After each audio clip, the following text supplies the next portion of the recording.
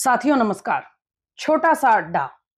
हरियाणा के चुनाव के बाद जो राजनीतिक परिदृश्य बन रहा है उसको लेकर हमें मालूम है आप चुनावों पर दर्जनों विश्लेषण देख चुके हैं, पढ़ चुके हैं, समझ चुके हैं।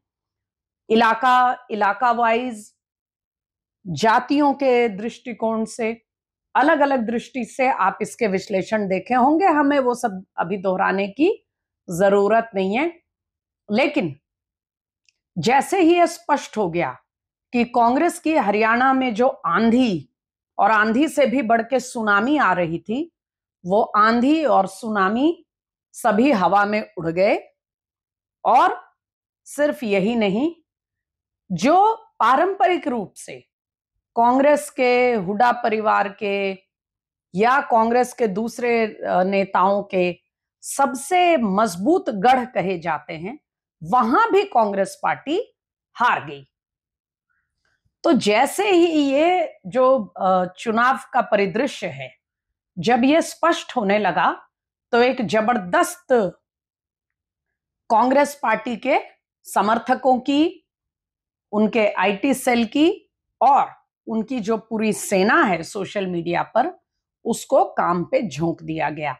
अब भाई पार्टी के लोग हैं, पार्टी का काम करने आए हैं, तो पार्टी के काम में तो लगना पड़ेगा।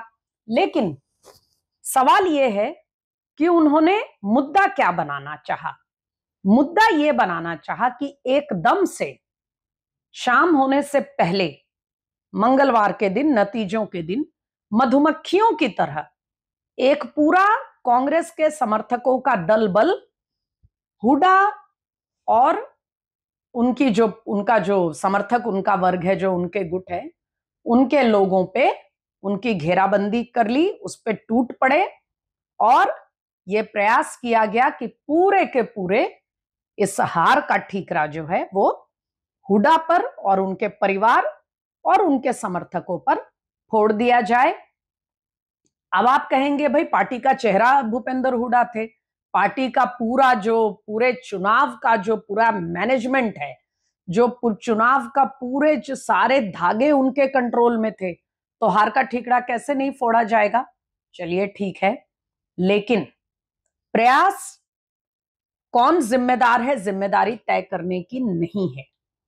प्रयास है ऐसा करके उस व्यक्ति को किसी तरह घेराबंदी करके हार की जिम्मेदारी से बचाने की, जिनका नाम राहुल गांधी है।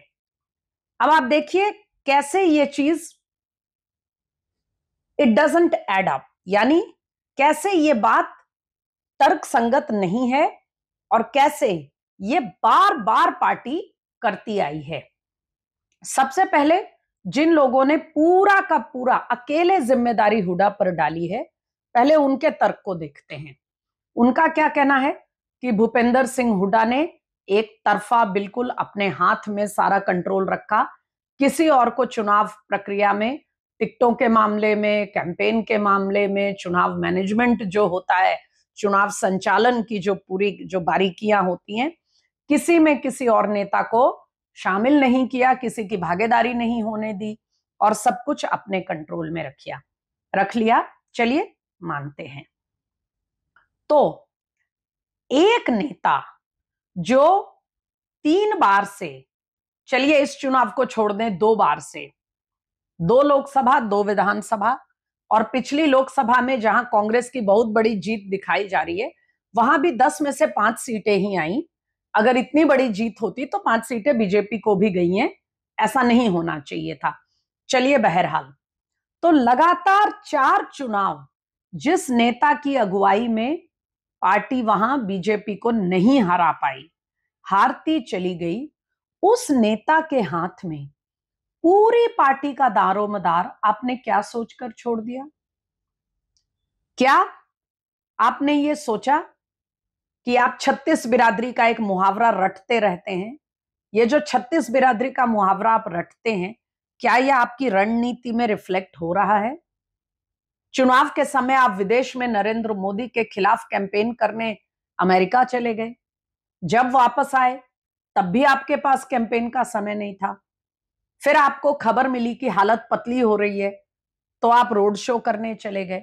जहां जहां आप रोड शो किए, 12 में से ज्यादातर सीटें आप हार गए, सिर्फ 1/3 सीटें वहां पर कांग्रेस जीती जहां आप गए।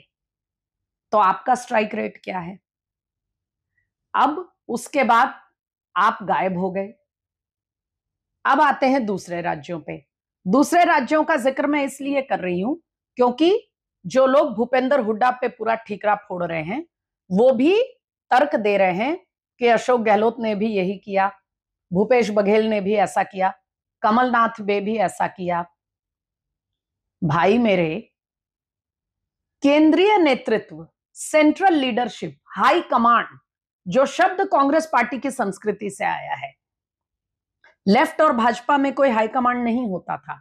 यह हाई कमांड का शब्द ही कांग्रेस पार्टी की देन है भारत की राजनीति में। यह हाई कमांड का कॉन्सेप्ट होता क्या है?